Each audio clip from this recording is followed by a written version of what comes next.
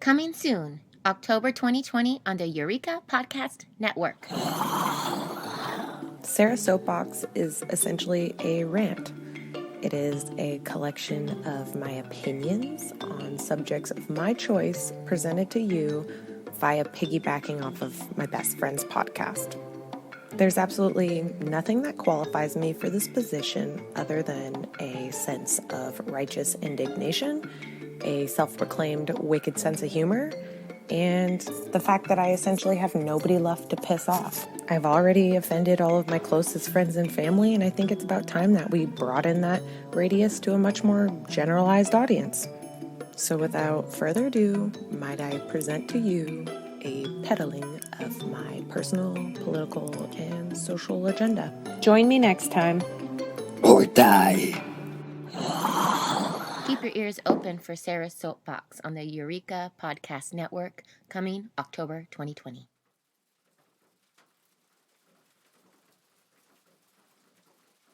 There were no birds singing on that gloomy May morning in my modest town, nestled in the foothills of the Sierra Nevada mountains. I had my rubber boots on and an umbrella in tow as I left my old house to take a short rainy day walk. Nestled in the California hills, within a few blocks from my old front steps to the north, west, and east, sat 3 decaying graveyards. I chose the one that was the closest, and in only minutes of walking, I was opening a rusted iron gate into history.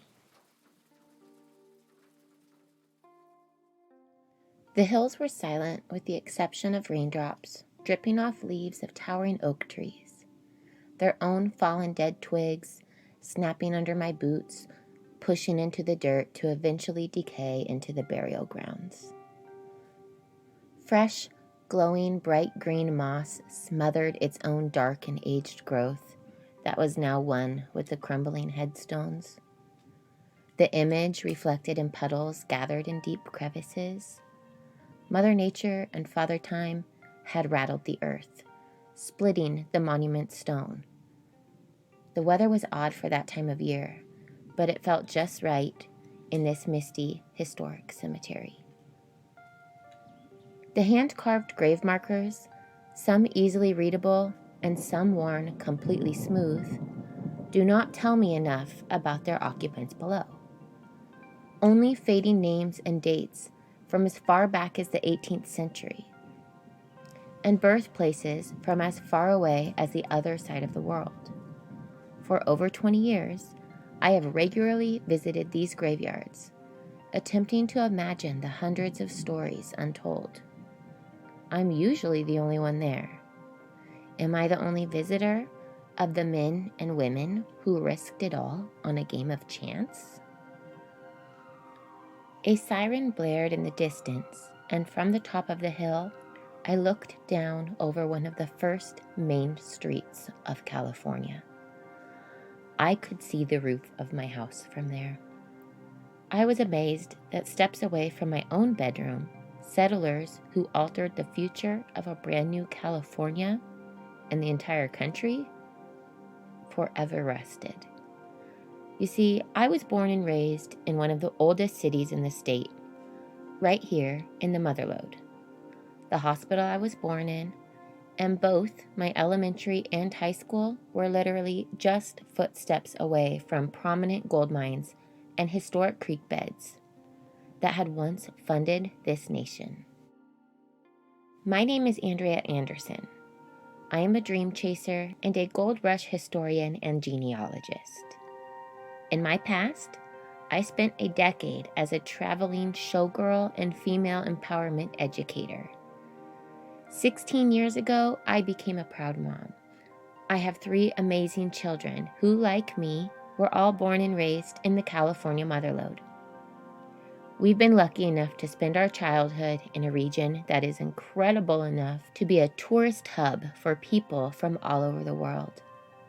The waterfalls at Yosemite National Park are closer to me than any city or any town with a shopping mall. Growing up in the Motherlode, it was normal to take a ride on a horse-drawn stagecoach and pressing your nose to the window of a 100-year-old candy shop as you eyed soft taffy being pulled. Wild West madams passed by windows on decorated horses. Crowds gathered as costume yelping bandits on horseback led faux shootouts, challenging groups of glittering rodeo queens in the middle of the intersection. A short drive away, you could see the annual frog jumps, made famous by Mark Twain.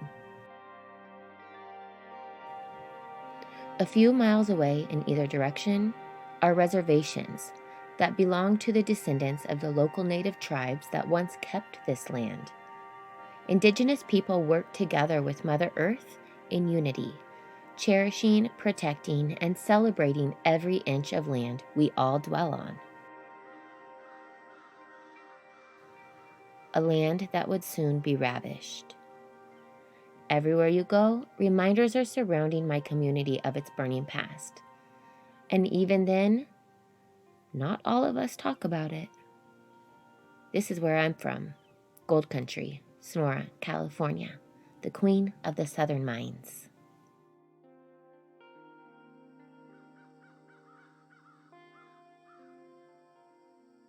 Nearly 2 years ago, I received a health diagnosis that took me off my feet.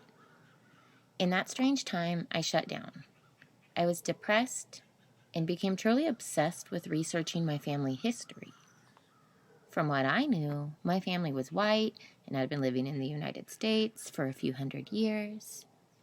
But I found out through a not-so-deep family tree dive that my own DNA proved that I was also a granddaughter to generations of strong Native American women who walked from Georgia to Oklahoma on the Trail of Tears. My great-aunt Rebecca Tickanaski Nugent was the last living person who had made that treacherous journey. And I had grandmothers from Nicaragua, and they were a working part of the California Gold Rush. It took me 36 years to realize the Mother Lode's rich history, which had always intrigued me, was also my own. In our California elementary school textbooks, we can read numerous glorified stories. Nearly all of them were men's stories and names. Although this is not surprising if you just look at the numbers. When California was made a state, non-Native American women were scarce. The non-white population of natives and Mexicans were mostly left undocumented. The population of white females rose from 3% to a whopping 8% during the entire gold rush. So it led me to wonder, what was it like for those women here in the 1850s? What hardships did they face, and what victories or successes were they able to realize? Who were the first women who came to California, and who were the women that were already here? I embarked on a search to learn what life was like for the women like my great-great-grandmothers. The lessons I learned, I may as well myself struck gold. They were stories of brilliant, legendary women who made their own way in a time where women were not so welcome to do so. Known, but barely heard of women whose stories contributed to the shaping of the future of the United States of America. And I want you to know their names.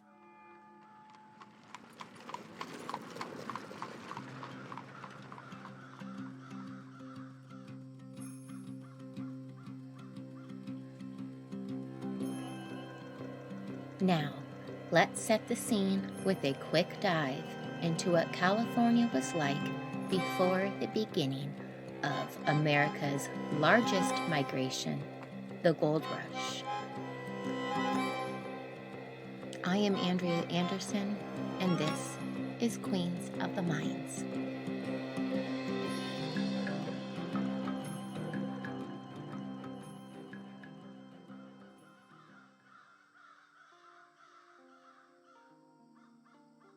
Before the gold rush, Mexican Alta California, essentially Monterey, and all the way up to Sacramento, was Mexican territory. It was inhabited by the native California tribes and the Mexican ranchers that were referred to as Californios. The Californios were not connected to or working with the government in Mexico City. Alta California was similar to what we would now call sort of off the grid. Any white settlers in the region were mostly American citizens who had traveled from back east, and they were by far the minority. For its size, California was in fact the most diverse area of North America, linguistically. There are accounts of up to 90 different languages first spoken by the indigenous people of California, descending from 20 major ancestral languages. The Spanish language came next, and just before the gold rush, the majority of the population was speaking Spanish. And just ahead, an article in the first state constitution in 1849 would decree that all laws must be published in Spanish and English. From its birth into the nation, and for 3 more decades, California would be bilingual. A sleepy village was resting quietly in the bay to the west in the fog. Once called Yerba Buena, the newly named San Francisco had poorly built canvas tents and handcrafted shacks, and there lived less than 800 people there. As Yerba Buena, it was once a busy port town whose population had dwindled after the Canadian fur trading empire, the Hudson Bay Company, had sold its holdings and left. Most of Yerba Buena's community had followed. Nomads and renounced sailors remained. The California Star newspaper was still in circulation, and that fading business was owned by a journalist by the name of Sam Brannan. A Spanish missionary in Yerba Buena, under the direction of Father Juniper Cerro, had established the Mission Dolores, which had been operating for 73 years. One mission of 21 that had been established along the coastal towns. The objective was saving souls. In reality, the objective shepherded the enslavement and death of many indigenous people. It was literally only the soul they were trying to save, and the quality of life, while the indigenous person was alive, was of no concern. If they were to die sooner, it was just another soul sent to heaven to be saved. Missions were little more than concentration camps, where conversion to Catholicism was forced. Friars whipped, beat, burned, and tortured the California natives in the missions. The workforce lessened as the natives died, and they ventured out for new blood. Yet, some remaining converted natives later continued to willingly live at Pueblo Dolores after their cultural disruption, among the nearly 5,000 that were buried there. The land that was further into the hills of the Sierra Nevada mountains had been settled by the Mexican ranchers, the Californios. My hometown was named by the miners who founded the town after coming from Sonora, Mexico. They lived among the native California tribes, who were hunters and gatherers, surviving on nature's bounty. The native men hunted rabbits and deer and pulled a variety of fish and shellfish from the nearby waters. The women collected berries, roots, acorns, and fruit. They worked with the changing winds. The tribes moved, season to season, place to place, where the food was plentiful and shelter was accessible. Before the colonization by Spain, Russia, and Mexico, there were over 300,000 natives living here. And just before the gold rush, America's largest migration, only 150,000 remained. The surviving natives on the coast were most likely forcefully converted to Catholicism and doing back-breaking labor at a private ranch or for Spanish missions, underfed, overworked, and sick or dying from the diseases brought by the fair-skinned newcomers. The tribes that rested in the foothills were snugly tucked away with family in their cozy cedar or redwood plank homes, a crackling fire burning inside for warmth, forming a white pillar of smoke fading into the night sky, unaware of the horrors that lay just ahead.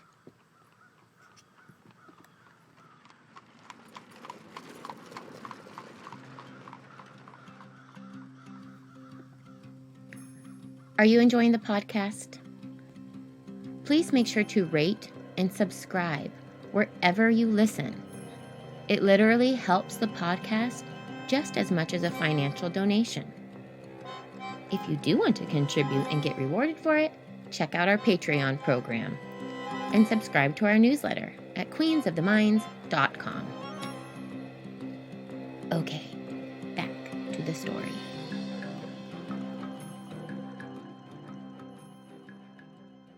$50,000 acres was the agreement between the two men. Las Californias Governor Juan Bautista Alvarado had just decided to grant a vast amount of acreage to the gentleman before him, whom he believed to be a displaced Swiss military officer with a French passport. The governor was making this deal in hopes that the arrangement would assist in diminishing American encroachment on the Mexican territory. 50,000 acres, under the condition that this Swiss man became a Mexican citizen. Months later, that man from Switzerland stood over his group of men working at his private empire on the land granted to him by Alvarado. On the acreage crossed two viable rivers, the American River and the Sacramento River. He stroked his mustache with the inside of his first finger while his thumb rested on the small patch of dark hair under his bottom lip. Eyebrows furrowed. He was there to check in with the hired white man overseeing the work, and he was frustrated and bitter towards the slaves that were sweating for his gain. Although there were some paid white employees, the vast majority of this man's workers were not European, American, or the Californios. The Swiss man, whose name was Johann August Suter, was now calling himself John Sutter, and he had fled Switzerland as a wanted man 15 years before. He left his wife, his 5 children, and an enormous debt that he could not repay behind in Europe. He had not only tricked the governor into this land he now called New Switzerland, but he had also enslaved nearly 800 local Native Americans, as well as some Hawaiians that he had acquired on his journey to California. Sutter stomped back to his homestead on the property. He may have seemed collected, but he was steaming with anger inside. His slaves had not dug the ditch as deep as he instructed. It was too shallow, enough to cause water to back up under the current project, and it created a disaster. This would put them back for months. So he tasked James Marshall with supervising the men who were working their lives away for John Sutter as they were building his empire and operating Sutter's Fort. If you were a female California native living under John Sutter's rule, your life would have looked beyond bleak.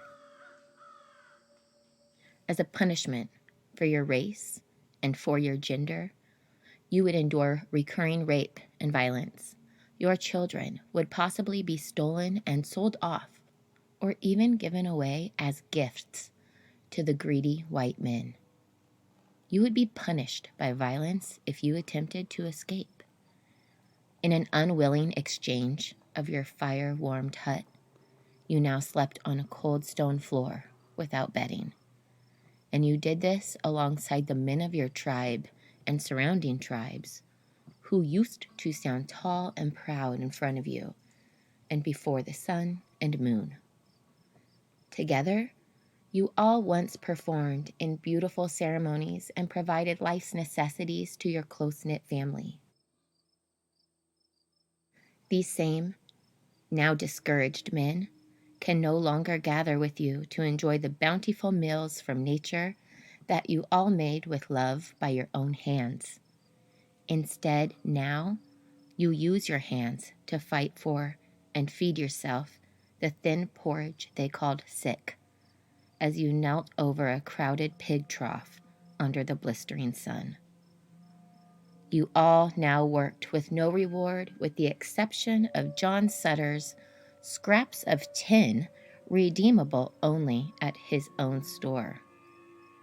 Wow, how generous of this American hero. I want to take a quick pause in this episode long enough to say that these men do not star in the episodes of this series.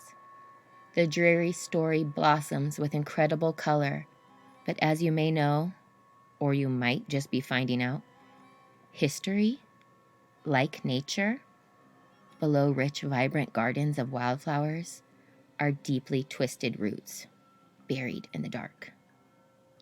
Okay, back to the story.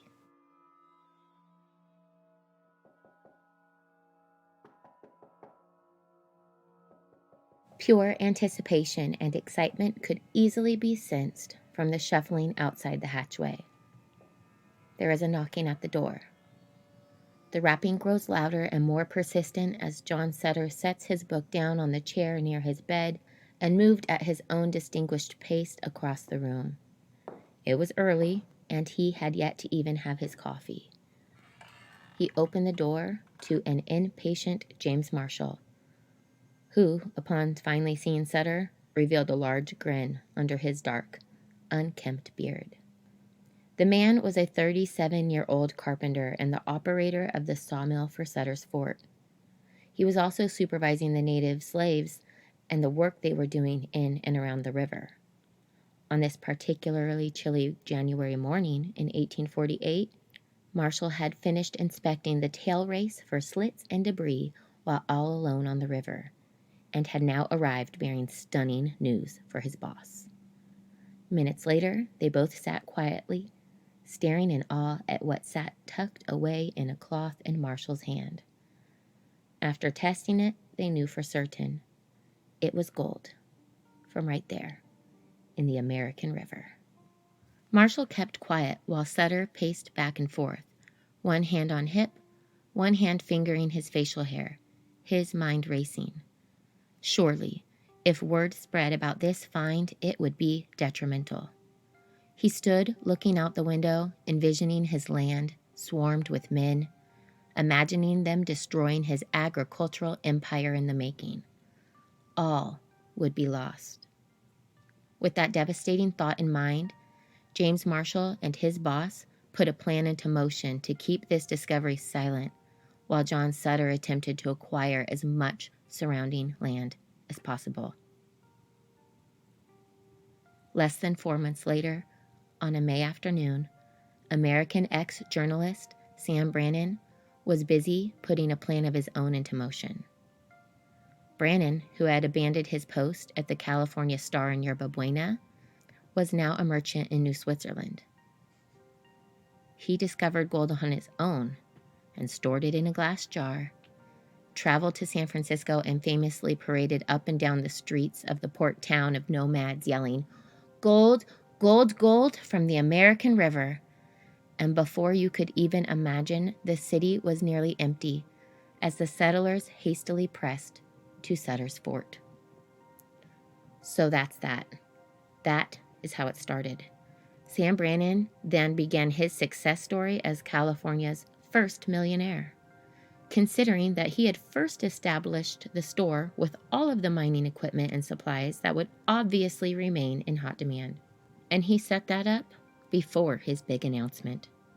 However, Sutter's own story did not end with as much accomplishment. Just as he had feared, his land was indeed ravished, and everything was in fact lost. Furthermore, the news of gold beyond imagine was spreading like a California wildfire, and there was an unimaginable number of people on their way. It seemed as if the entire world was rushing to California, and men were not the only pioneers with stars in their eyes. Frontier pioneer Eliza Inman wrote in her journal in 1843, "If hell lay to the west, Americans would cross heaven to reach it." It looks like she was right. The Queens of the Mind series features the stories of 10 unique queens, each of them having their own trait, which I believe they are the queen of. And this is a trait that I believe was rampant in the making of early California. Make sure you listen to all 10 chapters. Chapter 10 is coming next week. And we will wrap up the first season of Queens of the Mines. In the second season, you will hear the stories of women that I believe are modern day counterparts to each of these queens. And we will hear their stories and struggles of their time in California now. And we will see how true the saying, history repeats itself, actually is. We will hear from a Mexican woman dealing with immigration issues, a Black woman in our community discussing Black Lives Matter, a current sex worker in California in the fight for decriminalization, a trans person living in the motherlode, a woman who lost her home to natural disasters, someone dealing with depression and suicidal thoughts. We will speak to someone from missing and murdered Indigenous women of California, and more. Our issues are interconnected, and just because a problem doesn't affect you, doesn't mean you get to ignore it. We cannot solve one inequality without addressing another inequality. It seems exhausting, but it is the right thing to do. Like the queens in Queens of the Mines, we must take action for change, despite what others may think of us. Launching on October 2nd, 2020, the Eureka Podcast Network. The goal of this network is to raise the volume for minority, LGBTQ, and other less heard voices in the motherlode. Tune in for Season 2 on Queens of the Mines to Eureka Podcast Network, as well as my new historical show, which is an audio tour of California historic cemeteries with special guests, aka the residents of said cemeteries. Also, Not Passing, a show sharing a trans person's experience in the motherlode. And Rep Presents, the Rural Equality Project podcast, and so much more. Keep up with everything by subscribing to our newsletter at queensofthemines.com.